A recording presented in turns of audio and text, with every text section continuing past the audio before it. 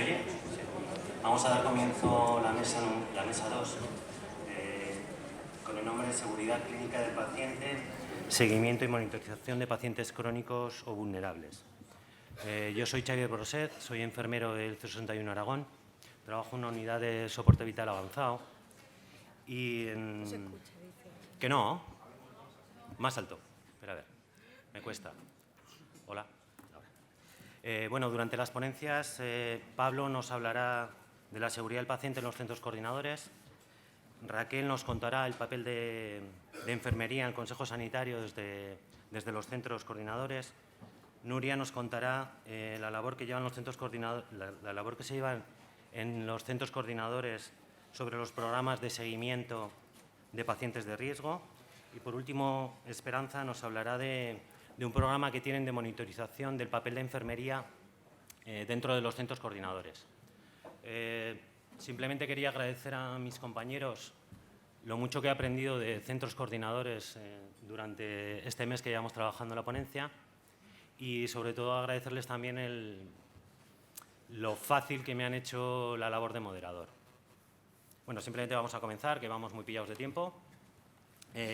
Comenzamos con Pablo Galván, que es médico del SAMU de Asturias, posgrado en Medicina de Emergencias, posgrado en Seguridad del Paciente, instructor en Seguridad del Paciente, y nos va a hablar de seguridad del paciente y centro coordinador. ¿Qué sabemos?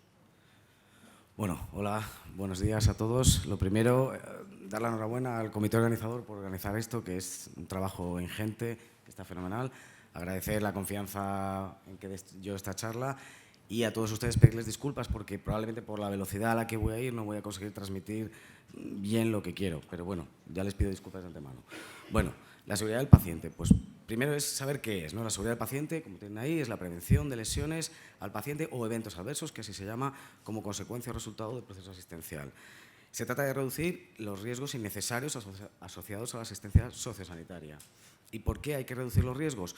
Pues porque en el 99-2000 el Institute of Medicine de Estados Unidos publicó su informe Errar es humano, donde fue el primer documento que documentó las lesiones que se producían, y se vio que se producían 1 millón de lesiones al año cada vez que se ingresa a un hospital, entre 44.000 y 98.000 muertes, que superaban a las muertes por accidente de tráfico, cáncer de mama o SIDA, y que un coste más o menos de 17 y 29 billones de dólares. Inmediatamente después crearon sus propias agencias, muchos países pioneros, Estados Unidos, ya lo tienen aquí, en el 99 y luego en el 2006, a través del Institute of Medicine, el Reino Unido, Australia, Canadá y luego Iberoamérica, también está España ahí. En España, solo porque les suenen nada más, hay 3 estudios de gran envergadura propuestos por el Ministerio, el ENEAS, que es de atención hospitalaria, el EVADUR, que es de urgencias, el SIREC, que es de UBI, y el APEAS, que es de atención primaria. Lo interesante es el alto porcentaje de evitabilidad de los eventos adversos, que es donde podemos actuar y donde podemos cambiar las cosas para poderlas mejorar. ¿Qué es el evento adverso? Es un daño no intencionado, causado durante o a consecuencia de la atención sanitaria y no relacionada con la evolución o posibles complicaciones de la enfermedad de base. Es decir, todo el mundo entiende, lógicamente, que si yo entro en urgencias con una arritmia, puedo morirme de mi arritmia, pero no es razonable pensar en un sistema sanitario seguro que me muera porque el fármaco que me querían poner se parece muchísimo a otro, o que el etiquetado es ilegible o es igual de verde que el otro, y al final me muera por un medicamento que no me querían poner en realidad. Ese es evitable y no está relacionado con la evolución o con las posibles complicaciones de la enfermedad. Un concepto muy importante de seguridad del paciente es el iceberg, que es que lo que vemos no es nada con respecto a todo lo que estructuralmente podemos estar haciendo mal la organización a la que pertenecemos, ¿no? Y eso hay que tenerlo muy en cuenta, porque sobre todo esto es lo que hay que trabajar. El modelo explicativo que postuló Ruizon en el año 2000 de por qué se produce un daño sanitario es porque él postuló, que le suena segurísimo, el queso suizo de Ruizon. Él comenta que hay varias barreras, el sistema tiene varias. Una de ellas es los profesionales sanitarios, pero tiene la obligación de poner cuantas más mejor. ¿Qué ocurre? Que tenemos un peligro y normalmente alguna de estas barreras sí funciona, y entonces, aunque tienen fallas, alguna sí funciona, detecta el error y entonces se queda aquí en un incidente y no se acaba produciendo un daño. Pero al final, algún día sí se alinean todas y se acaba produciendo un daño. Y solo a modo de que lo sepan, Hembrich, que es un ingeniero de principios de siglo, él estaba con los accidentes industriales y vio que cada 300 incidentes sin daño, 10-30 eran incidentes y uno es un evento adverso que ya hace mucho daño al paciente. Estos llegan, pero a veces no hacen daño. Sobre todos estos es sobre los que hay que trabajar para evitar los daños, ¿no? Bueno, ¿qué sabemos de seguridad del paciente? En los centros coordinadores, poco. Entonces, lo que vamos a hacer es compartir cosas que se saben y que ya no se ponen en cuestión en seguridad del paciente e intentarlas aplicar al centro coordinador. La seguridad del paciente evita sustos, disgustos, denuncias, pero sobre todo también gasto, porque evita daños. Hay un informe del 2008, que es Costes de la no seguridad, que lo realizó el Ministerio, basándose en el estudio ENEAS, los tantos por cientos de accidentes evitables, y calculó que para un hospital público de 400 camas el ahorro sería de entre 4 y 5 millones de euros, solo un hospital. Por tanto, es interesante y es rentable invertir en prevención y en seguridad. Hay muchísimos estudios, no los podemos mencionar. La propia OMS en su página web también. Solo evitando las infecciones en Reino Unido se ahorrarían 1 billón de libras. Otra cosa que sabemos es que es clave promover y aumentar la cultura de seguridad, es elemental. De hecho, en el año 2002, la OMS ya inició la Alianza Mundial para la Seguridad del Paciente, que es muy activa y que seguimos todos. El Reino Unido, el Sistema Nacional del Reino Unido, publicó esta guía en 2004, que es la seguridad del paciente en 7 pasos, en los cuales el primero es la cultura de seguridad. La Declaración de Luxemburgo en 2005, que también dio como evidente que había que crear y aumentar la cultura de seguridad. Nuestro propio ministerio, en este plan de 2015-2020, la primera medida, lógicamente, es crear cultura, organizaciones de prestigio internacional como la Joint Commission y, por supuesto, todos los institutos y asociaciones y agencias de seguridad del paciente que no cabrían. Otra cosa que sabemos en seguridad del paciente y que no se discute es que las distracciones e interrupciones disminuyen la seguridad del paciente. Este estudio, por ejemplo, se realizó en Australia en 2010 y se grabó a enfermeras preparando y administrando medicación. Y se objetivó que cada interrupción aumenta un 12,1% el error en el procedimiento y un 12,7% de errores clínicos. Además, demostró que la severidad del error que se comete aumenta con el número de interrupciones. Este otro estudio de Pensilvania en 2013 lo que objetivó es que las nuevas tecnologías nos han llevado a más errores y a más tipos de error. No obstante, la mayoría suelen ser de medicación y de procedimiento. Y este otro, por ejemplo, se realizó en urgencias de un hospital de 400 camas y se objetivó que cada médico era interrumpido una media de 6,6 veces por hora y que en el 18,5% había que volver a repetir el procedimiento que estaba haciendo. Todo eso baja muchísimo la seguridad del paciente. Esto es otra cuestión que no se puede discutir ya hoy por hoy, es que a mayor número de enfermeros o enfermeras aumenta la seguridad del paciente. Ya Linda Ike en 2002, bueno, mucho antes, pero en este demostró que efectivamente la reducción del error de medicación está asociado al síndrome de burnout en las enfermeras, que está relacionado con la sobrecarga asistencial, lógicamente, y con el número de pacientes que tienen. Ella lo que concluyó es que a mayor dotación de enfermería disminuye, lo demostró, disminuye la mortalidad y la incidencia de eventos adversos. Esta es una noticia que se hace eco de una reciente publicación en el British Medical Journal de Anesthesia, que también demuestra que los hospitales con más dotación de enfermería y de médicos, que los médicos también a veces tienen mayor seguridad. Este no lo vamos a comentar. Esto también nuevo de Linda Aiken me pareció importante porque en este lo que demostró es que a mayor formación de enfermería hay menor mortalidad. Y ella lo que concluye y afirma es que la enfermería de España es la mejor formada de Europa, sin ninguna duda. El problema es que sufre la mayor carga asistencial, con una media de 12,7 pacientes por enfermero, cuando la media de Europa es 8,3 y en Europa, por ejemplo, es 5,2. Y así, evidentemente, el sistema no puede pretender que demos mucha calidad. Porque, bueno, otro de los datos es que la sobrecarga de trabajo y la turnicidad disminuyen la seguridad del paciente. Este es un estudio realizado en 2008, se publicó en 2006, usó la escala de Edwin y vieron que la sobrecarga de trabajo estaba asociada claramente a mayores errores de medicación en urgencias. Este es muy interesante también. Se realizó en 2011, es una revisión bibliográfica y sí que había una relación entre la turnicidad y el síndrome de burnout, que ya hemos comentado, baja muchísimo la seguridad del paciente porque el profesional está menos motivado, se concentra peor, no tiene ganas, se pierde el potencial del trabajador. Este es un estudio de posgrado que realizó una enfermera, es una revisión, una recogida de datos de 2000 a 2006, lo publicó en 2008 y demostró que a mayor relación enfermero-paciente, cuantos más enfermeros por paciente, se disminuye en las UCIs un 30% las infecciones. Este es interesante también de urgencias, de la percepción de los propios profesionales y también ellos consideran que la afectación mayor a la seguridad del paciente es la sobrecarga de trabajo. Este es otro también que establece la relación entre las guardias y tal y la bajada de calidad que damos en la asistencia. Y este es interesante porque este mide el rendimiento. Entonces, se realizó durante 6 meses, en 2008, en 6 hospitales de Inglaterra.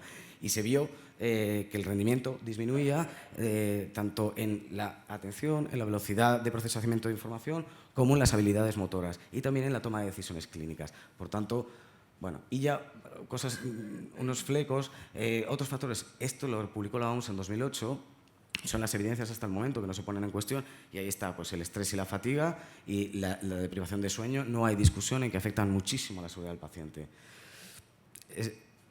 Este otro, por ejemplo, se lo pongo porque es importantísimo sobre el paciente tener protocolos de acogida para personal nuevo.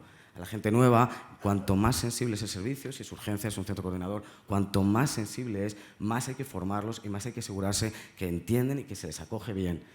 Este otro estudio lo pongo porque hay una evidencia ya a nivel mundial, que es que parece ser que cuando ingresas a un hospital los fines de semana hay mayor mortalidad. Este es el más grande que se hizo en Inglaterra y demostró también, encontraron también que hay un 10% más de mortalidad. Las causas no están claras, pero una de ellas puede ser debida a eso, a que los fines de semana hay menos personal trabajando. Este es otro estudio que demuestra también cómo afecta a la seguridad del paciente tener al personal rodando por ahí, inestable y un poco pues, no tratándolo bien, ¿no? Este afecta a la seguridad del paciente las conductas disruptivas. Las conductas disruptivas son todas las de, pues no me lo cuentes, o bueno, lo comentamos luego si no, pero que llevan a errores de comunicación y a mal ambiente en el equipo. Este es un estudio muy interesante que se hizo en Suecia durante 6 meses. Este sí es de centro coordinador y lo que estudiaron es la discrepancia de la prioridad que asignó el centro coordinador y luego el personal de la ambulancia qué prioridad consideró que tenían. Eso derivó en muchísima sobrecarga asistencial y claro, lo que postulaban era que probablemente tengamos un sistema de triaje impreciso. También decían, afirman que probablemente también es debido a la sobrecarga asistencial y a que cada vez hay mayor número de demanda asistencial. Y este otro se realizó en Verona, muy interesante, en 2013, en el centro coordinador, a través del análisis de las llamadas grabadas. Y lo que concluye es que es esencial entrenar a los profesionales, desde luego hacer análisis de las llamadas y sobre todo cuando ha habido un error y si no, no se puede dar calidad. Conclusiones, lo que les digo, es arriesgado porque ninguno es específico del centro coordinador, pero sí son cosas que se saben en seguridad del paciente y parece prudente que en el centro coordinador ocurra lo mismo. Habría que crear comités de calidad o seguridad del paciente, crear y difundir una cultura de seguridad, para eso es necesaria la implicación de los gestores, si no, no hay nada que hacer. Dotar de suficiente personal y formarlo adecuadamente, eso corresponde a la administración, para minimizar los errores de las interrupciones que tenemos, las distracciones y el estrés. Equipos multidisciplinares que desde luego incluyan enfermería y técnicos sanitarios, tratar de minimizar el impacto de la turnicidad, de la sobrecarga asistencial, crear protocolos tanto de acogida, de supervisión y de respuesta para disminuir esta variabilidad que tenemos y que a veces cada uno hace lo que le parece y eso redunda en que los pacientes puedan sufrir un daño. Adecuar las dotaciones asistenciales a criterios de verdad ajustados de toda la zona y también valorar la necesidad de refuerzos de fines de semana en vez de disminuirlos. Y fomentar el aprendizaje organizacional, desde luego notificando, haciendo briefings de llamadas, para poder saber cada uno en su centro coordinador qué problemas tiene más frecuentes y poder poner medidas. Y ya para finalizar, quería analizar con ustedes un vídeo de una llamada real. No es un poco desagradable, es cortita, pero es un poco desagradable, pero sí es intensa para que podamos comprender, desde el punto de vista, para analizarla, ¿no?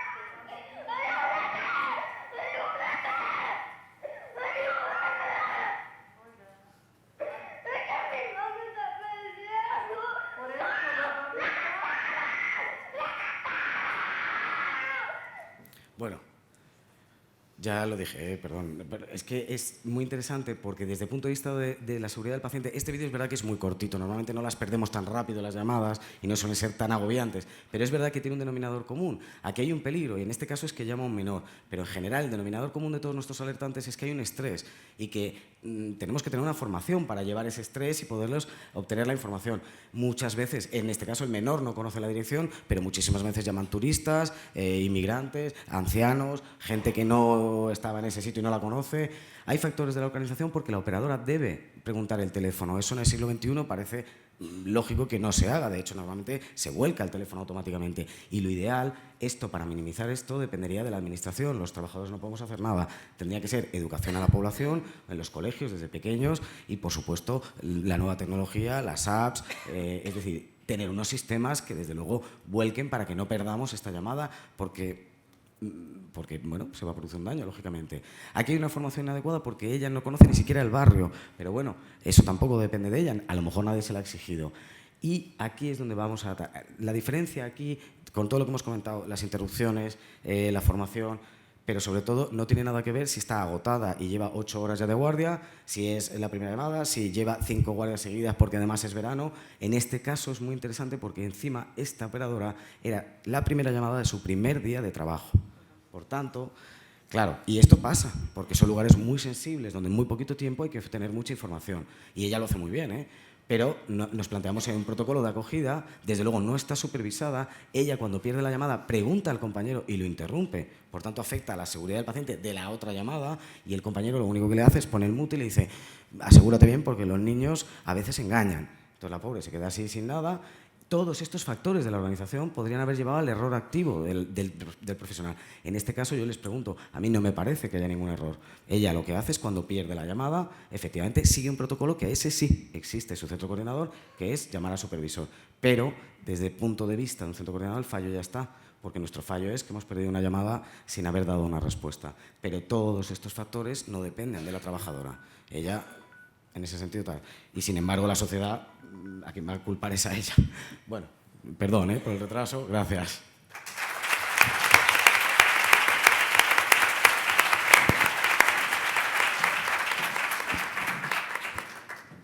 Continuamos con Raquel Roca, que es enfermera supervisora del Consejo Sanitario en Emergencia Osakidetza. Bueno, buenos días a todos. Como no podía ser menos, agradecer a la organización la oportunidad que me brinda de contaros nuestra experiencia. En el título de la ponencia ya podéis ver un poco de qué os voy a hablar. Os voy a contar un poco las líneas de trabajo que estamos estableciendo y que estamos llevando en marcha en Emergencias Osakidetza, el enfoque a la atención al paciente crónico a través de la figura de enfermería de consejo sanitario. ¿Y por qué desde emergencias? Pues bueno, en emergencias porque realmente es quien aporta la continuidad asistencial. Emergencias es quien está las 24 horas del día, los 7 días de la semana. ¿Y por qué emergencias se ha fijado en la atención al paciente crónico? Bueno, pues porque realmente una gran carga de trabajo y de gran carga de la actividad que recibimos en los centros coordinadores está relacionada con alguna patología crónica. ¿De dónde partíamos? Bueno, pues partíamos de sistemas informáticos independientes. La parte izquierda de la pantalla son la historia clínica que maneja atención primaria y la historia clínica que maneja especializada. La parte derecha es la parte informática de Emergencias Osakidetza y estas dos no se hablaban entre sí. De hecho, una de las principales dificultades a la hora de tomar decisiones es la falta de información. El sistema de emergencias es un sistema claramente reactivo. ¿Esto qué quiere decir? El paciente está en su domicilio o está en la calle, donde sea, y es él o los acompañantes los que deciden en qué momento llaman al centro coordinador. Y el centro coordinador es el que recibe la llamada, pero de alguna manera es el paciente el que decide cuándo llamar. Y además, ¿qué sucedía también? Pues que toda la información que recibía el personal sanitario a la hora de tomar las decisiones dependía un poco de lo que el comunicante facilitara. A veces sacarle información a los comunicantes es complicado y eso podía hacer que los profesionales sanitarios tuvieran serias dudas a la hora de decidir cuál era el recurso asistencial más apropiado para enviar a esa persona. En el 2010 surge la estrategia para afrontar el reto de la cronicidad en Euskadi Bueno, son varias líneas estratégicas. Dentro de una de ellas está la figura de enfermería de consejo sanitario. Es una figura con un perfil menos emergente, tenemos un perfil más crónico y trabajamos en el Centro Coordinador de Emergencias. ¿Y por qué trabajamos en el Centro Coordinador de Emergencias unas enfermeras que tenemos un perfil un poco más crónico? Pues porque aportamos la continuidad asistencial. Y como os he comentado antes, ¿quién da la continuidad asistencial realmente? Emergencias. Son los que están las 24 horas del día. Nosotras empezamos trabajando de lunes a domingo de 8 de la mañana a 10 de la noche, pero la propia actividad, la propia demanda del sistema sanitario nos ha llevado a estar ahora 24 horas al día, los 7 días de la semana. ¿Qué aporta la enfermera de consejo sanitario? Pues aporta un papel un poco más proactivo, es decir, nosotras hacemos el seguimiento a los pacientes crónicos, bien o por petición de los centros de atención primaria y los equipos de atención primaria, o bien pues por los programas de telemonitorización. Somos nosotras las que llamamos a los pacientes a los domicilios para valorar su situación. Esto que nos permite adelantarnos a la complejidad del paciente, adelantarnos un poco a pues bueno, detectar de manera precoz en qué momentos se están empezando a complicar estos pacientes. El paciente crónico, además, no se complica de lunes a viernes en su horario de centro de salud, se pueden complicar en cualquier momento del día.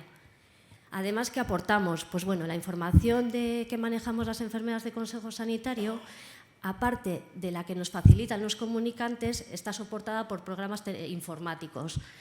Y bueno, tenemos varias líneas de trabajo, pero os voy a comentar dos, que son las más potentes que tenemos en este momento desarrolladas desde Emergencias. Una es pacientes telemonitorizados, y dentro de los telemonitorizados los más potentes son el EPOC y la insuficiencia cardíaca.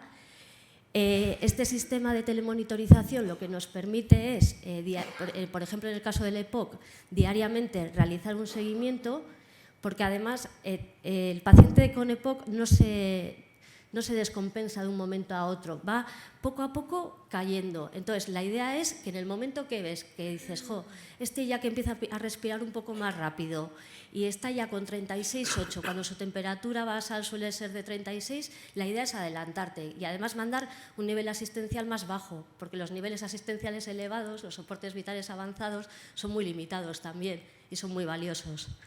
Con la insuficiencia cardíaca igual, ellos mandan diariamente o 2 o 3 veces a la semana en función de la complejidad, mandan una serie de datos y a nosotras esos datos se nos codifican en la plataforma informática y nos lanza alarmas de colores y nosotras en función de la alarma actuamos. Y la otra parte son pacientes no telemonitorizados, que el seguimiento se hace a través de la historia clínica de atención primaria. Me vais a perdonar por el pun este, ¿eh? A ver, ¿así ahora? Se hace a través de la historia clínica de atención primaria y ahí la comunicación es vía citación por una agenda específica que tenemos creada para toda la comunidad, para todos los profesionales sanitarios, y lo que sí que nos dejan ahí son indicaciones pues realmente para un equipo de enfermería que no ve al paciente, que no lo conoce, pero que le va a llamar para realizar una valoración. Esto es de manera muy simplificada. Dentro de los no telemonitorizados, los más potentes es el paciente pluripatológico y el paciente con necesidad de cuidados paliativos. Entonces, como os he comentado, la enfermera de consejo sanitario, con toda esta información que tiene, que maneja, como veis, nosotras tenemos un perfil menos emergente y tenemos más tiempo para tomar decisiones, que eso probablemente los centros, bueno, probablemente no, seguro, los centros coordinadores no tenéis. Entonces, la enfermera de consejo sanitario, en función de la información que tiene, aplicando el protocolo específico de la patología por la que le estamos realizando el seguimiento al paciente, actúa y puede decidir o bien pasar la llamada al médico coordinador de emergencias o bien darle una cita en atención primaria para que sea su equipo de referencia el que le valore, pero esto ya va en función de los horarios. Se puede decidir enviar un médico a domicilio, derivar directamente a la urgencia del hospital, pero ya al ser un paciente dentro de un programa de crónicos entra por una vía un poco excepcional, pues para ahorrarles un poco esa batería de pruebas que solemos hacer en cuanto entra un paciente por la urgencia, se puede decidir el envío de una ambulancia o bien darle una serie de consejos sanitarios y reevaluar pues, en unas horas o al día siguiente. O bueno. Otro de los temas por los que las enfermeras de consejo sanitario estamos en emergencias es porque toda la movilización de recursos también se hace desde allí. Y nosotras, en caso de que los centros coordinadores, de que los médicos estén ocupados, podríamos empezar a movilizar el primer recurso.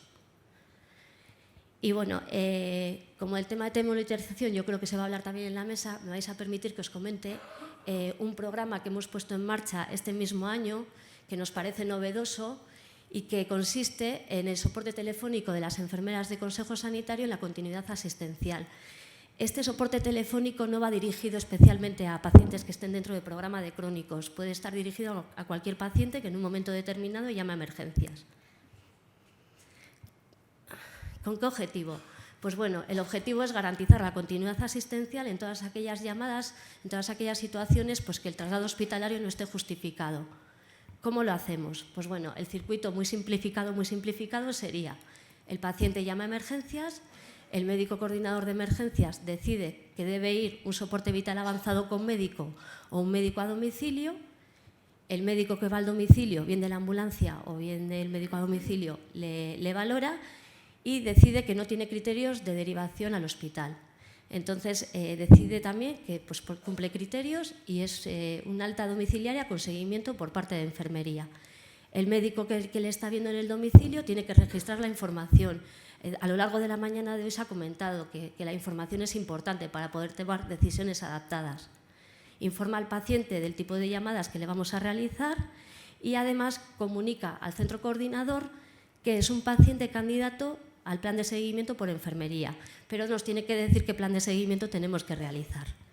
El centro coordinador informáticamente nos pasa el incidente, la enfermera de consejo sanitario le realiza el plan de seguimiento y, si todo está en orden, le da una cita con atención primaria para que se encarguen ya ellos.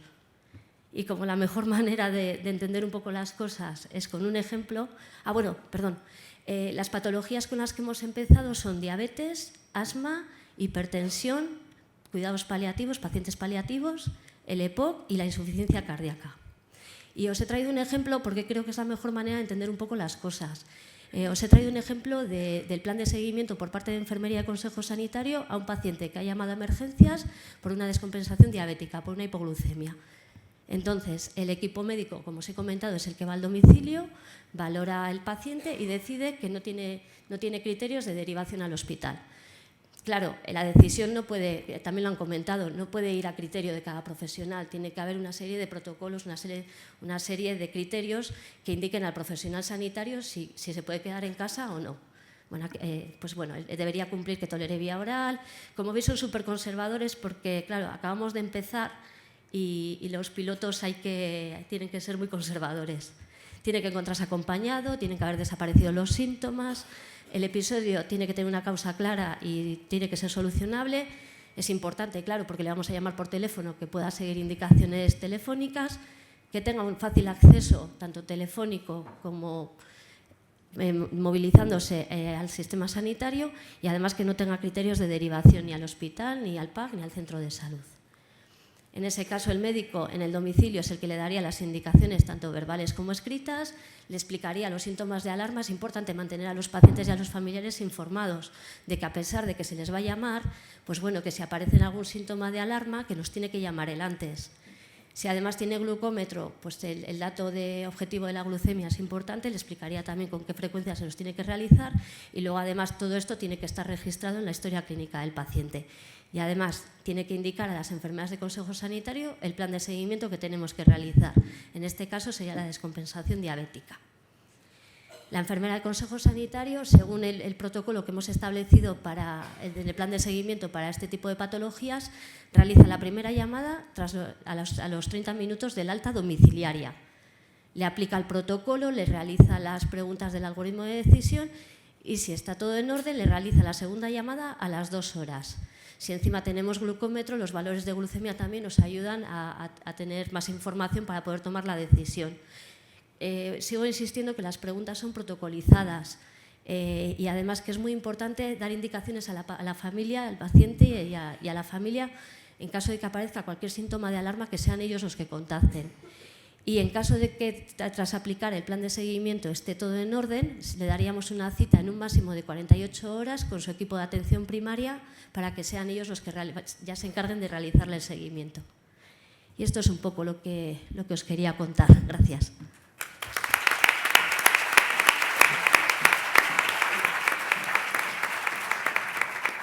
Muchas gracias. Continuamos con Nuria Torres, es médico, es jefa de la unidad de atención no presencial no urgente del Centro Coordinador Sanitario y nos va a hablar del papel clave del 061 CAT Salud Respon en el seguimiento de pacientes. Bien, buenos días. Como todos mis compañeros, gracias por darnos la oportunidad de venir a comentar un poco con vosotros parte del trabajo que se está haciendo en el 061 CAT Salud Respon, nuestro servicio de coordinación en Cataluña. Nosotros estamos incorporados en una empresa que es el Sistema de Emergencias Médicas.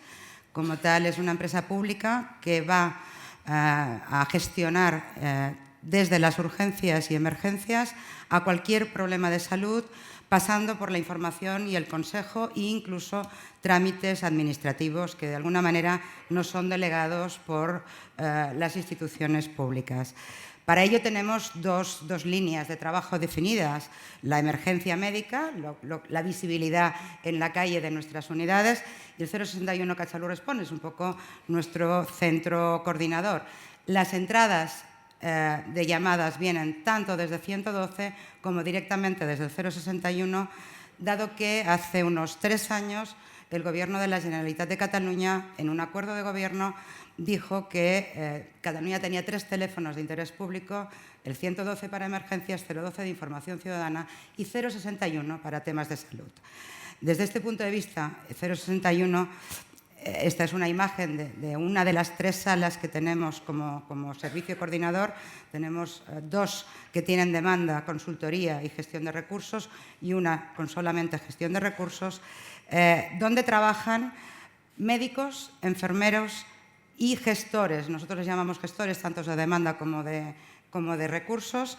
Trabajan 7x24, evidentemente, como no podía ser de ninguna otra manera, y tenemos varias vías de entrada. Evidentemente, la prioritaria es el teléfono, pero también tenemos correo electrónico, tenemos la web, tenemos un chat y desde hace un año y pico una app que también el año pasado, por ejemplo, permitió que entraran en nuestra sala de coordinación casi 4.000 llamadas originadas desde la app, que nos permite la identificación inmediata de quién nos está llamando y desde dónde nos está llamando, como ya se ha comentado en algún otro momento. Este servicio, de alguna manera, se fusionó hace también 3 años de algo que era el 061 clásico con Sanitas Respon, que nació en su momento en el 2002, llevado por enfermería, con una función de atención más de consejo, atención no urgente y atención administrativa, y que hace 3 años se fusionó en nuestro servicio.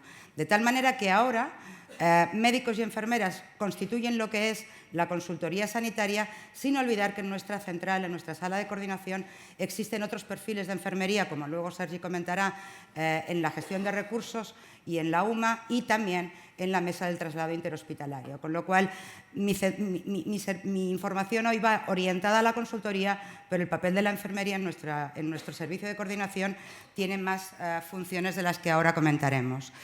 ¿Qué pretendemos con este equipo? Pues una atención a la urgencia, resolución de problemas de salud, gestión y trámites relacionados con el Servicio Catalán de la Salud, promoción de la salud, prevención y cuidado de la enfermedad y educación sanitaria.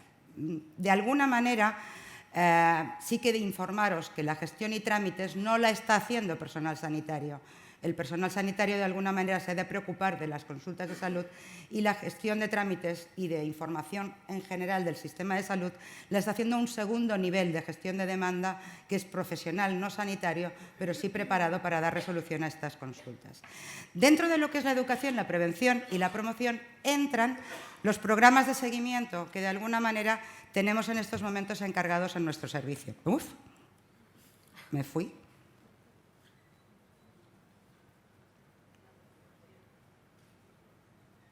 Perdonad, ¿eh?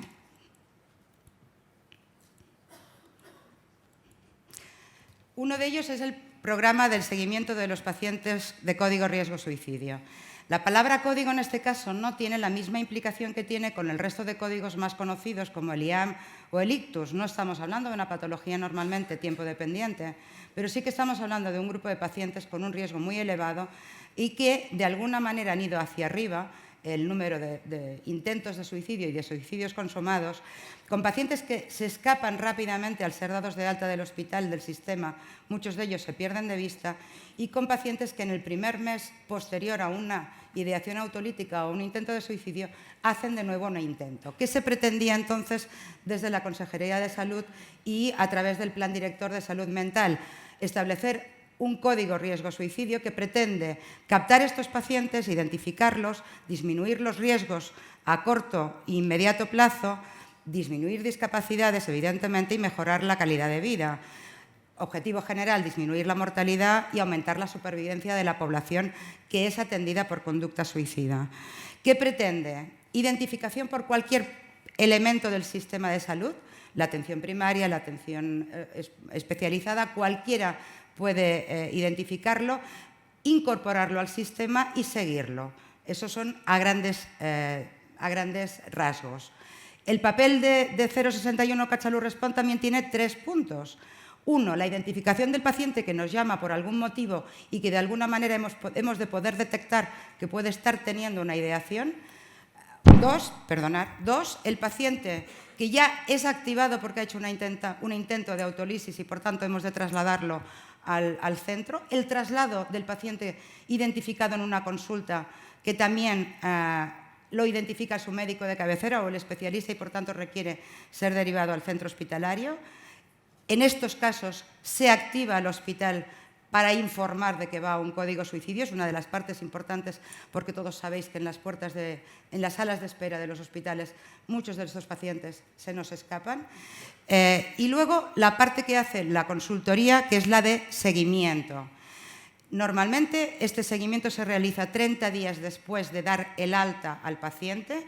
En estos casos, estos pacientes que han sido de alta en el registro, y ahora os explicaré qué es esto del registro, a las 24-48 horas son citados por el Centro de Salud Mental en el caso de los menores de 18 y a las 72 horas en el caso de los adultos. Y de alguna forma, a los 30 días, los llamamos nosotros al domicilio. ¿Cómo nos enteramos? En el momento en que el psiquiatra, que es el único que puede incorporar un paciente a este registro, incorpora a este paciente y es dado de alta del hospital, sale un correo electrónico al Centro de Salud Mental y al 061 Catsalut Respon informándonos que tenemos un paciente al cual realizarle seguimiento. Este registro está en el portal de aplicaciones del Servicio Catalán de la Salud, igual que el otro que veremos posteriormente, y entrando allí vemos de quién se trata, vemos cuándo ha estado ingresado, por qué motivo, con qué riesgo sale, cuando sale del hospital, qué centro de salud mental tiene y las preguntas que nosotros le hacemos. Esto queda registrado y con esta información sale de nuevo un correo electrónico para el centro de salud mental, para que sepan que se le ha hecho el seguimiento y con qué nivel hemos encontrado de riesgo a este paciente. Estas son las pantallas que os he puesto, tendréis la presentación, no vale la pena entretenernos, sí que informaros que está el seguimiento basado en el MINI y en los factores de riesgo, que son los que nos dicen cuál es el riesgo real del paciente. Este es un programa que se puso en marcha en el básicamente 2015, de forma piloto. Ahora, en el mes de enero-febrero, está ya implantado en toda Cataluña en el 100%. En el año 2015 realizamos 585 seguimientos, solo no llega ni a un 1%. Los pacientes se negaron a hacer seguimiento, más hombres que mujeres. Una franja importante, la franja mayor de edad, evidentemente está entre los 18 y los 65 años. En el momento del seguimiento no presentaban riesgo un 60%, pero en cambio un 19% sí que tenían un riesgo alto. Y es en estos casos donde la enfermera intenta contactar con el psiquiatra que está haciendo el seguimiento en el centro de salud mental de este paciente para informarle de que tenemos un paciente con un riesgo alto, de a ver qué cree oportuno que hagamos, si le enviamos de nuevo una ambulancia para volverlo a ingresar o él se pone en contacto con el paciente para reevaluar la situación y citarlo con mayor premura a su consulta. De los pacientes, 2 de cada 3 habían hecho la visita al centro de salud mental. Esto, dada la poca muestra, todavía no tiene mucho valor, pero ya es un elemento muy importante en el seguimiento y en la captación de estos pacientes. el 94% solo habían hecho una tentativa y en el 68% de los casos teníamos antecedentes de trastornos mentales diagnosticados.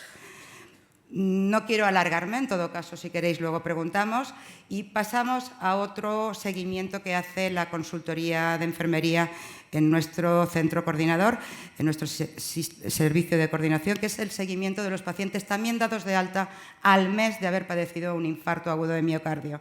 También es el paciente que lo ingresa en el registro, en ese registro muy similar al que os hemos comentado antes. Esto se empezó el 1 de junio del 2009. Nosotros ya nos pidieron que hiciéramos este seguimiento, básicamente con la idea de reevaluar su estado, saber cómo fue atendido y mantener y estimular la adherencia terapéutica y las intervenciones educativas a nivel de lo que son hábitos de vida saludables que pueden hacer y dudas que se les quedan cuando el paciente es dado de alta. Si veis, es muy parecido el registro y sí informaros que en el año 2015, solamente he puesto datos de 2015, hicimos seguimiento de 2.252 pacientes. También aquí un 77% eran hombres y evidentemente las franjas de edad mayoritarias estaban entre los 41 y los 85.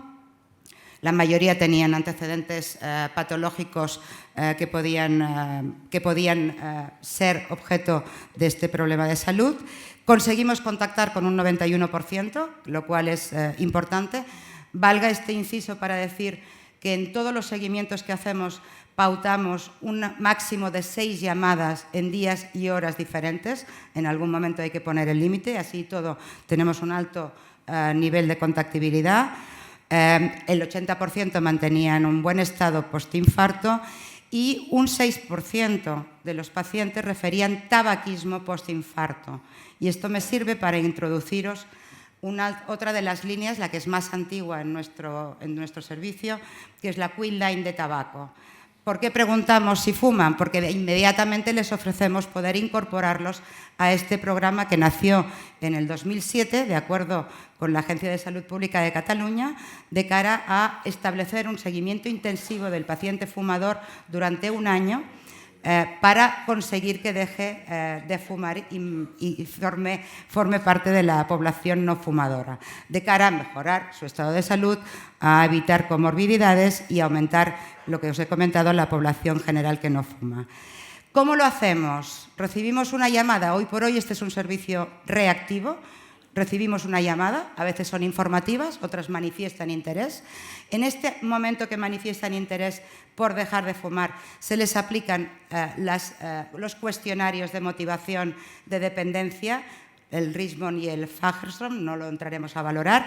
Estos dan unas puntuaciones que nos indican de qué tipo de paciente estamos hablando y en qué estado de la vida se encuentra. Son unas fases que nos indican si está preparado para intentar dejarlo o para no intentar dejarlo. Con todo este paquete, la enfermera planifica con ese ciudadano que nos está llamando un día para dejar de fumar. A partir de ese se le dan todos los consejos y todas las, digamos, triquiñuelas que puede utilizar para adecuarse a una vida sin el cigarrillo. Por cierto, yo fumo, conmigo no lo han conseguido todavía, no soy un buen ejemplo, pero lo van a intentar y lo van a seguir intentando. Y a partir de ahí, la enfermera, que este sí que es el único servicio enfermero dependiente, es decir, la enfermera es siempre la misma la que llama, le establece una pauta de llamadas que las tenéis ahí a la semana, a los 15 días, al mes, a los 3 meses, 6 meses, 9 meses y 12 meses. Entre medio, el ciudadano puede contactar con el servicio cuando lo considere necesario. Al cabo del año se le da el alta y si ha recaído se vuelve a iniciar todo el proceso. Desde el 2007, cuando empezamos, hemos trabajado con 8.677 fumadores.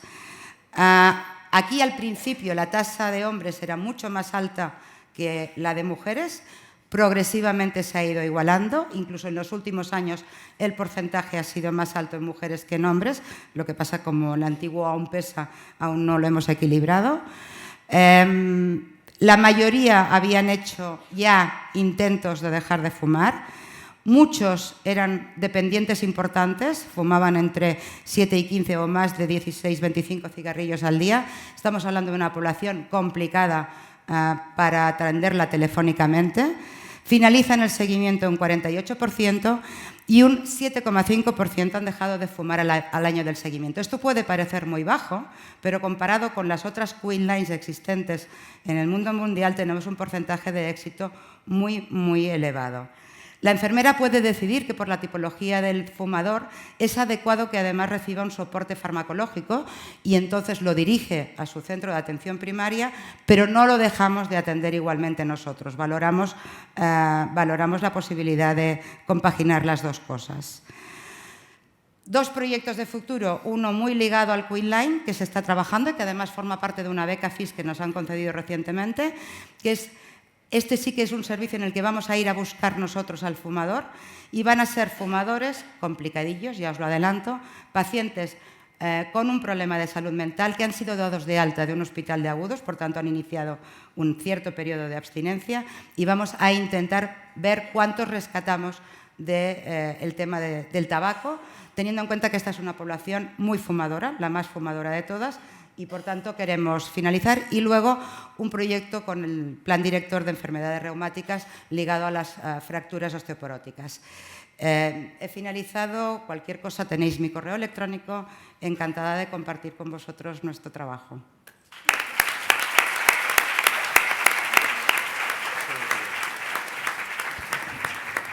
Bueno, y para terminar tenemos a Esperanza Sánchez, que es enfermera en Coordinación Sanitaria del Servicio Provincial de Sevilla, máster en Emergencias por la Universidad de Sevilla, y nos hablará de la monitorización enfermera en demandas de baja complejidad.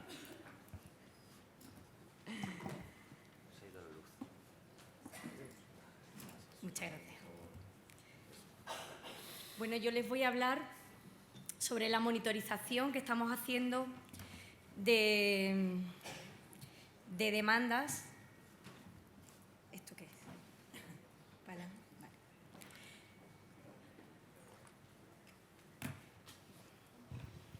No va ni para adelante ni para atrás. Venga, que se me van los minutos. Yo prefiero este, no te importa. Este va mejor. Bueno, les voy a hablar sobre la monitorización de demandas de baja complejidad que estamos haciendo las enfermeras en el Servicio Provincial de Sevilla. Nuestro Servicio Provincial de Sevilla es un centro coordinador. En Andalucía, en los centros coordinadores hay uno por provincia. En Sevilla estamos atendiendo a una población de unos 2 millones de habitantes. Se están gestionando al año unas 761.000 llamadas y estamos haciendo una gestión compartida de la demanda, trabajando un equipo en el horario que hemos analizado de 4 médicos, una enfermera o enfermero y unos 12 o 13 operadores en el horario de 8 a 8 de la tarde, que es cuando estamos las enfermeras en la sala de coordinación todos los días del año. Nuestra principal actividad cuando nos introducimos en la sala, entre otras muchas funciones, es la gestión del transporte de críticos y la gestión de demandas de baja complejidad, que allí las denominamos prioridades 3 y 4. Tenemos un centro coordinador con la característica de que en él pues, nos entran llamadas de muy diversos números. Tenemos el número 061 para emergencias, el número de urgencias, la línea de 112 que no estamos integrados, también línea de policía, bomberos y en auge y cada vez más directamente las llamadas que entran desde teleasistencia, que son los botones que tienen los usuarios en su domicilio. Esto hace que el centro coordinador se plantee, además de la respuesta meramente sanitaria y con un recurso sanitario, pues otro tipo de respuestas que están demandando los usuarios, que son más bien tienen que ver con un consejo sanitario, con seguimiento de pacientes y con derivaciones, atención primaria, enfermería gestora de casos, también a trabajo social. A veces demandas que son meramente intervenciones enfermeras, entre ellas pues, la enseñanza de medicamentos ya prescritos previamente, asesoramiento, enseñanza de una dieta prescrita, lo que nos está haciendo que podamos resolver un gran volumen de llamadas sin necesidad de desplazar al domicilio un recurso. En este contexto es donde hemos justificado las monitorizaciones o seguimientos con una llamada posterior nuestra. ¿Por qué? Porque entendemos que, y además está avalado por diferentes estudios, que el teléfono está siendo un buen medio para intercambiar información, para dar consejo y educación sanitaria, también para manejar síntomas y también para reconocer complicaciones, pero sobre todo porque aporta al usuario una verdadera sensación de tranquilidad y calidad en la asistencia que estamos dando.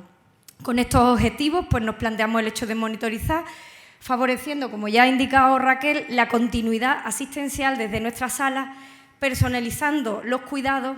Estamos apoyando a los familiares en los domicilios con verdaderas cargas en su rol cuidador y también a los usuarios que realmente lo que necesitan es una reorientación en su autocuidado. ¿Qué también nos proponemos? Pues sin duda el hecho indudable de optimizar los recursos y enviar recursos meramente a los que se precisa. ¿Qué pacientes nos planteamos monitorizar o seguir? Pues principalmente lo que nos ha traído a esta presentación, pues las llamadas que estamos resolviendo en enfermería sin asignación de recursos, no todas, evidentemente, solo aquellas en las que identificamos un paciente vulnerable, frágil, que realmente lo que nos está planteando es un problema de autocuidado y le podemos dar unas indicaciones.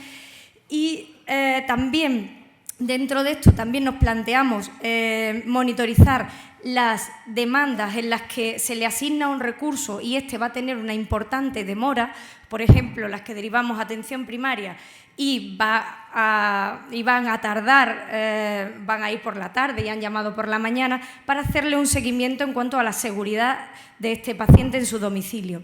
También nos planteamos, como ha sido expuesto por Raquel, los pacientes que atendía o que atiende un equipo móvil y en el contexto del final de la vida, de paliativo o también en el contexto de una hipoglucemia resuelta, pues nos proponían a las enfermeras que posteriormente reevaluáramos, si habían entendido la información, reevaluáramos su caso. Nos vamos a centrar en las demandas que atendemos desde la sala de coordinación y cómo lo hacemos. Pues atendemos a una llamada telefónica en la que detectamos que podemos resolverla con un consejo, con una reorientación de cuidados sin enviarle el recurso, le informamos al bien el cuidador o bien el paciente de que su problema de salud lo podemos nosotros atender desde el teléfono y para eso después lo vamos a llamar y le vamos a reevaluar su estado de salud, con lo cual le genera tranquilidad y con ello pues podemos derivar la llamada que entró para un recurso mayor a una llamada atendida desde la sala de coordinación, siempre con unos márgenes que están establecidos dentro de las guías de triaje. ¿Qué hacemos posteriormente? Pues el enfermero va a realizarle una llamada directamente, va a hablar con el paciente, va a reorientarlo y va a evaluarlo. Esto, posteriormente, nosotros para tener un registro informático lo hacemos clicando en unos códigos de cierre que tenemos especiales que se llaman monitorización y seguimiento del paciente. ¿Qué hemos analizado después de evaluar el trabajo que hemos hecho?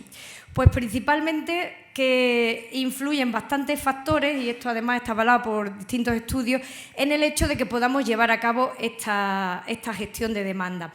Primero, la receptibilidad del paciente o el cuidador, que en ello no vamos a poder intervenir y que tendremos que notarlo a través de la voz si el paciente nos está siguiendo las instrucciones que le estamos dando y si va a querer participar en esta acción. Y esto lo vamos a evaluar rápidamente, casi siempre con la voz del paciente. ¿Por qué? Porque si no tenemos un paciente receptible o un cuidador y se va a negar a estas acciones, no vamos a conseguir hacerlo. ¿En qué podemos nosotros participar y qué va a depender de nosotros? Pues la calidad de la comunicación. No todos comunicamos de la misma manera, no tenemos todos una voz que dé sensación de tranquilidad, sensación de firmeza en estas decisiones que le estamos dando, y en nosotros con más dificultad todavía, porque en nuestro centro coordinador hablamos a través de las operadoras. En muchas ocasiones sabes que el operador que te ha cogido la llamada, pues por su tono de voz va a ser casi imposible trabajar con ese paciente.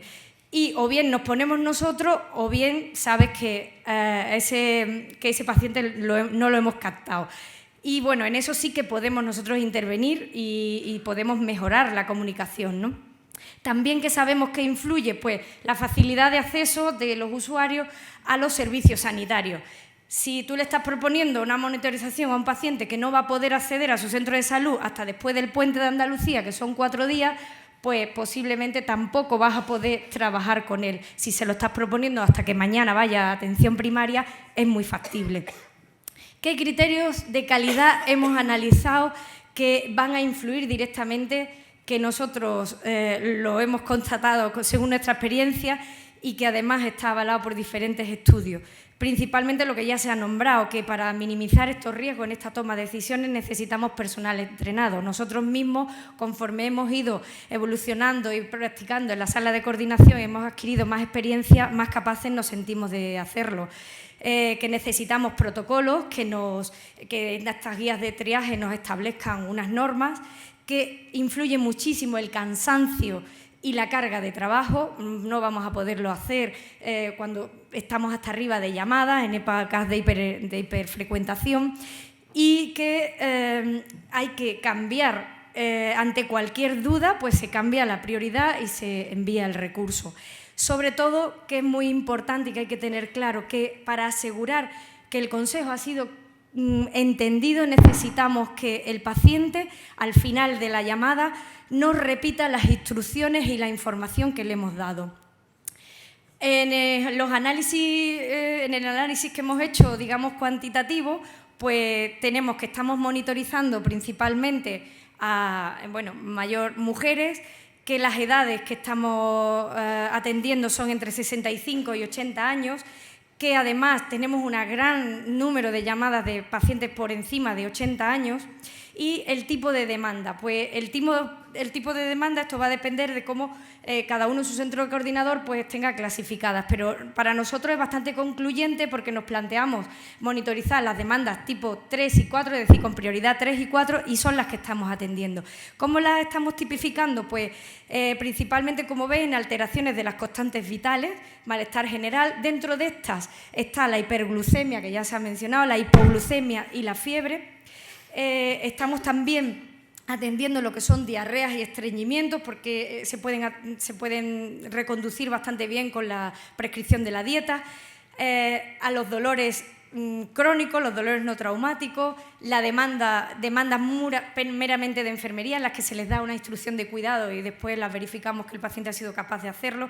Y tenemos otro lote importante que entra como consulta farmacológica, que una vez que hemos analizado estas demandas, pues se están tipificando con ese nombre y que nos planteamos como área de mejora el hecho de que dentro de ellas están muchas que dependen solo de cuidados, o a veces la segunda opción, o sea, lo segundo que te dice el paciente es que está solo, que simplemente es soledad, que está nervioso. Entonces ahí pues nos hemos planteado también áreas de mejora en lo que es la tipificación de las demandas que estamos monitorizando. ¿Qué datos tenemos? Pues en el 2014 hemos monitorizado unos 333 pacientes, en el primer semestre del 2015, que es hasta donde hemos podido analizar, 181 pacientes, que estadísticamente no nos resulta muy significativo y que nos ha llevado a otras áreas de mejora que nos planteamos y que además después de esta mesa nos llevamos con muchas ideas. Entre ellas, cómo estamos tipificando, para nombrarlas, que realmente la herramienta informática a veces nos pone bastantes trabas, aunque las hemos visto en la mesa que nos las ponían tan bonitas. A veces el hecho de que nosotros, por ejemplo, cuando le damos al clic de monitorización, si la demanda se ha cerrado, ya no podemos clicar, con lo cual hemos perdido muchos datos. Entre ellos nos planteamos también como medidas de mejora y que además estamos implementando el estudio específico de explotar estos datos. Para ello, pues, por ejemplo, tenemos que hacer algo para trazar las demandas que recibimos desde las centrales del SAT, es decir, de los teleoperadores, de los teleasistencias, porque estas luego no podemos, ahora que nos planteábamos revisarlas, si volvían a llamar estos pacientes en 24 o 48 horas, pues se nos pierde la trazabilidad, puesto que no lo podemos hacer por la llamada, sino que tendremos que implementar una herramienta estadística que nos cruce datos de nombres y apellidos y qué ha pasado con esos pacientes. Así que otra de las cosas, esto lo tenemos y lo estamos implementando para poder analizar bien qué pasa luego, es decir, esto es meramente seguridad en nuestras acciones y valorarlas. Y otra de las cosas que nos hemos planteado y que también nos llevamos muchas ideas de la mesa es mejorar los criterios de inclusión de estos pacientes susceptibles de seguimiento. ¿Por qué? Porque a veces pues, queda a criterio no muy objetivo de los coordinadores o bien a criterio de las dificultades que tenemos en el hecho de llevarlo a cabo. Quiero agradecer al equipo de trabajo de SEMES, pues al grupo de trabajo de enfermería de SEMES, que nos ha dado la oportunidad de investigar y de plantearnos preguntas, y a mis jefas y a mis compañeros por el apoyo y la facilidad que nos han dado en el hecho de sacar datos y podernos plantear mejoras en estas monitorizaciones. Muchas gracias a ustedes por su atención.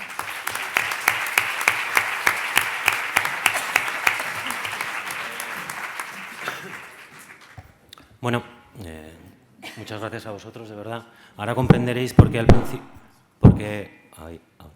porque yo al principio decía que he aprendido un montón.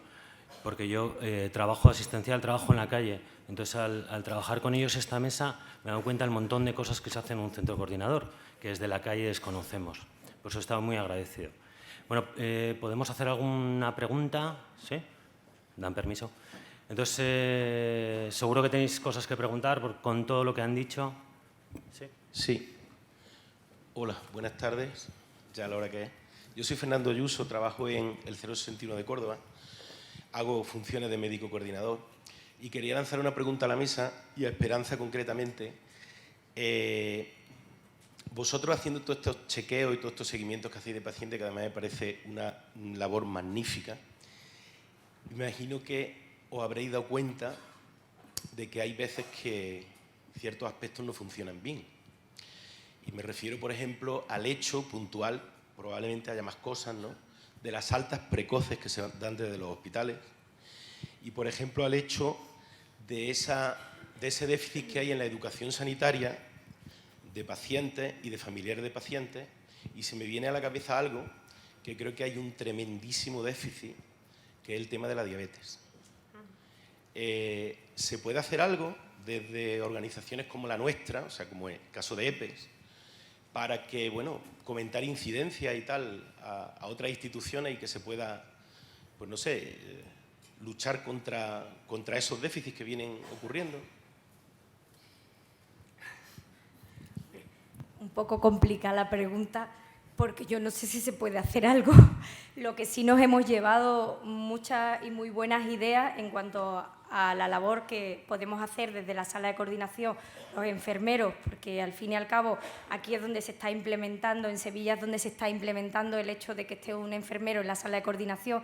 Desde nosotros pues es plantearnos verdaderamente una labor más dirigida hacia estas monitorizaciones de pacientes y este seguimiento de pacientes. En cuanto al ámbito de la diabetes que tú has mencionado, pues nos llevamos la idea de Raquel para protocolizarla más claramente, aunque nosotros ya tenemos un protocolo que es cuáles, dependiendo de los rangos en los que está el paciente, o sea, los síntomas, igual que ella nos lo ha expuesto, cuanto a los síntomas, qué podemos hacer desde el domicilio y podemos nosotros atenderlo en la sala y que precisa de que vaya un recurso sanitario, está claro, eso está documentado y está escrito en documentos de EPES. Y, bueno, plantearnos un futuro, pues nos planteamos un futuro de trabajar con otras instituciones y cada vez estamos llevando a cabo más líneas de trabajo en lo que tú nos estás planteando. Nosotros, ¿cómo lo estamos haciendo? Pues claro, por eso daba las gracias a mi jefa, porque bueno, gracias a ella, que después de nosotros hacer las valoraciones y el estudio y ver los déficits que tenemos, pues ella lo pone en marcha en los estamentos superiores para mejorarla y llevarlo a cabo. En ello estamos y bueno, y tenemos un importante apoyo, desde luego. Y agradecer también a SEMES, que nos plantea siempre momentos para investigar, porque sin estos momentos de este simposio muchas veces no te hacen ni siquiera preguntas y todos vamos para adelante, para adelante, para adelante, tal como lo estamos haciendo y parece que todo está bien. No sé si te he respondido, porque no sé. Sí. Hola, buenas. Soy Desiree Camus, soy enfermera del SAMU de Valencia y mi pregunta va dirigida para Pablo, para el médico Pablo, sobre seguridad en el paciente, que me ha despertado el interés. Y desde mi más sincera humildad, que desconozco el tema, mi pregunta es si existen escalas de valoración validadas sobre seguridad en el paciente y específicamente en servicios de extrahospitalaria, o si están incluidas en la valoración de calidad de las normas ISO o en las de calidad del modelo FQM. Bueno, para no saber, la pregunta está muy bien. A ver, vamos a ver. Sí, menos mal. Vamos a ver, efectivamente, sí. Calidad en sanidad, efectivamente, se puede hacer por la ISO. Lo que pasa es que no se hace, no se mide la calidad asistencial nuestra. La manera de medir la calidad asistencial nuestra es muy indirecta. Normalmente lo hacemos a través de indicadores. Los sistemas que son responsables, que hay muchos, y me consta que hay muchísimos, además en esta hospitalaria hay muchos que yo admiro profundamente, tiene una gran cantidad de indicadores. Ese es un control de calidad fuerte que te está indicando cómo... Pero claro, tú tienes entonces que definir previamente cómo quieres el servicio, qué es lo que quieres dar, qué estándares de calidad. Escalas validadas como tal, que yo conozca ninguna, las creas o las puedes copiar de sistemas que efectivamente funcionan muy bien, de esta hospitalaria. EPES, por ejemplo, el SAMU de Madrid también, SUMA. Hay gente que trabaja fantástico, el País Vasco, hay muchísima gente que trabaja muy bien. Entonces, eso sería nuestra manera indirecta de obtenerlo. Pero claro, eso tiene que haber una implicación de los gestores, que definan cómo va a ser el servicio, qué uniformidad quieren, qué calidad asistencial y definirlo. Y luego está a posteriori, que también eso puedes hacerlo a priori, creando protocolos y diciendo cumplir esto y vamos a tener estos estándares de calidad. Y luego está a posteriori, que es a través del análisis de un error, cuando ya ha ocurrido, y entonces ahí lo que se hace es ver cuáles son tus puntos débiles y tus áreas de mejora, lógicamente, que es interesantísimo también. Porque lo que le pasa a alguien le va a pasar casi siempre influido por un montón de factores y como todos somos personas, si te influye a ti, te puedo tutear, me va a influir a mí. Es decir, que esta llamada, por ejemplo, que yo puse, como ninguno somos una máquina, pues cuando te vuelcan tantísimo estrés, encima es un menor, encima tal, como somos seres humanos, vamos a fallar. Y eso lo tiene que saber el sistema, tiene que intentar poner las máximas barreras posibles, contando que nosotros... Entonces, cuando ya hemos cometido el error, no culpar y aprender, porque si me pasa a mí, pues le pasará a otro compañero o a otra compañera. Y eso, la persona importa poco. Y es otra de las maneras de tener calidad y de dar calidad, preocuparte de los errores. Pero como acaba de decir la compañera, no hacer como si todo fuera bien. Porque claro, vamos haciendo, y efectivamente el sistema sanitario va muy bien porque los profesionales son muy buenos. Y eso, claro, es una barrera enorme, pero claro, bueno, y eso es lo que puedo comentar. Yo ahí quería hacer una puntualización. La nueva ISO, la de 2015, nos habla de gestión de riesgos. Dentro de ese plan de gestión de riesgos parece que da pinceladas de seguridad del paciente, aunque no lo tienen muy bien definido ni se está aplicando todavía, pero sí que parece que ya se va incluyendo estos temas de seguridad del paciente dentro de estos sistemas grandes de calidad de FQM que tú decías o ISOs, ¿no? A ver cómo lo sacan, pero lo que decía Pablo, a ver cómo los gestores nos dejan llevarlo a cabo. Ese es el futuro, quería yo también. Ese es el futuro en el que verdaderamente tenemos que trabajar, en crear herramientas que realmente validadas, que nos ayuden en la toma de decisiones en la sala y sobre todo en esas preguntas que hacemos, que parece que todas las hacemos, esas estén validadas y estén con una escala. Ese es el futuro, por ahí tenemos que trabajar.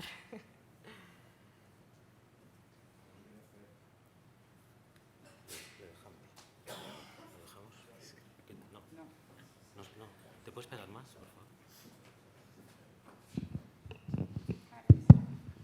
Hola, en primer lugar, dar la enhorabuena a la mesa. Creo que el aforo en el que estamos ha generado bastantes dudas, inquietudes. Quería hacer una pregunta a Nuria Torres. Tengo la suerte de conocer casi de primera mano todos los centros coordinadores. La exposición probablemente a mucha gente la haya parecido espectacular, como a mí.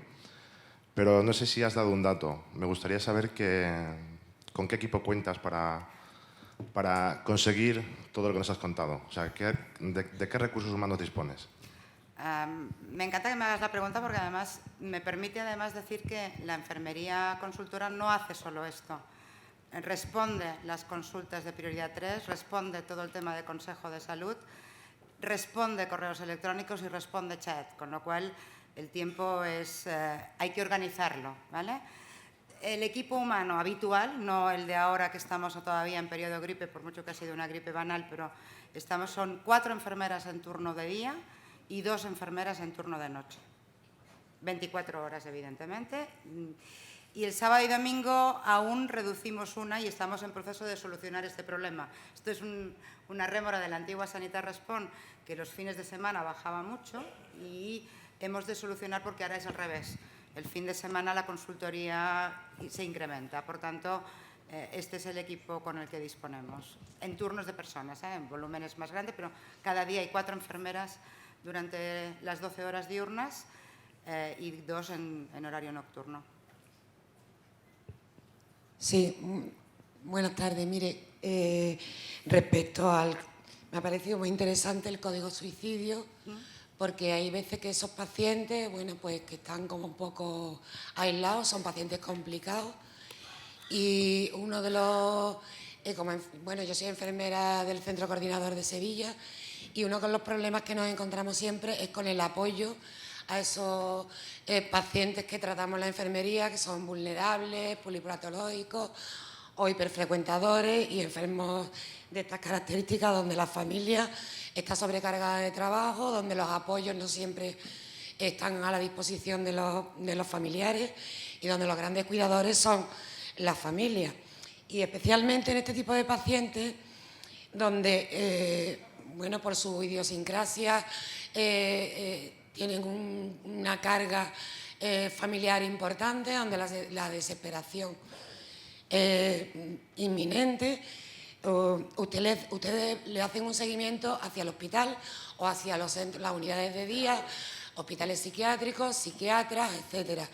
Pero cuando ese paciente se da de alta, un paciente complicado, donde dejan de tomar medicación, donde tienen sus crisis habitualmente, y yo me preguntaba qué apoyo tienen las familias o este tipo de pacientes en, por ejemplo, Cataluña, ¿no? Después de la desaparición de los centros psiquiátricos, de los hospitales psiquiátricos, o ¿qué apoyo social tienen este tipo de pacientes? A ver, en estos momentos hay una... A ver, un poco sirve para contestarte a ti, para comentar lo que el doctor Ayuso creo que ha comentado. Los 3 programas que yo he explicado están trabajados íntimamente con el Departamento de Salud de la Generalitat de Cataluña, con los planes directores correspondientes. Concretamente el del Código Suicidio, estuvimos desde el primer día que se empezó a trabajar sobre papel hasta que se dio por finalizado todo el proceso de desarrollo del mismo. El paciente, cuando es dado de alta del hospital, automáticamente va a recibir una llamada del centro de salud mental para programarle una visita inmediata. Antes lo he dicho mal, son 10 días los adultos y 72 horas los menores de 18 años. Si no recibe esta llamada, va a recibir una llamada nuestra donde vamos a saber, porque nos lo va a indicar en el registro, que no ha sido atendido. Y si así y todo sigue sin funcionar, está el médico de primaria, porque todos trabajamos, tampoco lo he comentado porque es que explicarlo todo es muy largo, que nosotros tenemos acceso a la historia clínica compartida de Cataluña, igual que la tiene el médico de cabecera, igual que la pueden tener el resto. Con lo cual podemos intentar captar a este paciente que se nos puede escapar. Concretamente tu pregunta. Es la parte más complicada, es la que se está trabajando ahora. Es decir, ahora en Cataluña estamos dándole mucho valor a lo que es el concepto de atención integrada, donde estamos hablando del tema salud y del tema social.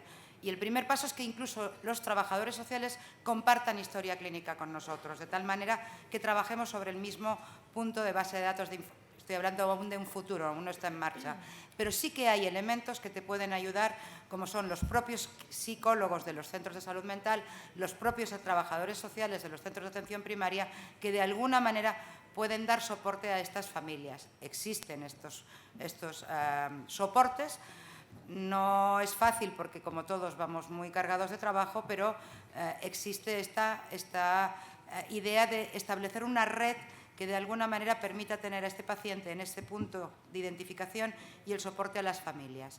No sé si te he contestado muy claramente, pero realmente es el punto que falta, no en esta patología, en todas. Claro. La incorporación del aspecto social. No, nosotros también tenemos el mismo apoyo que usted ha comentado, pero estos pacientes las familias siguen estando desesperadas y el apoyo sigue siendo escaso, como en otros.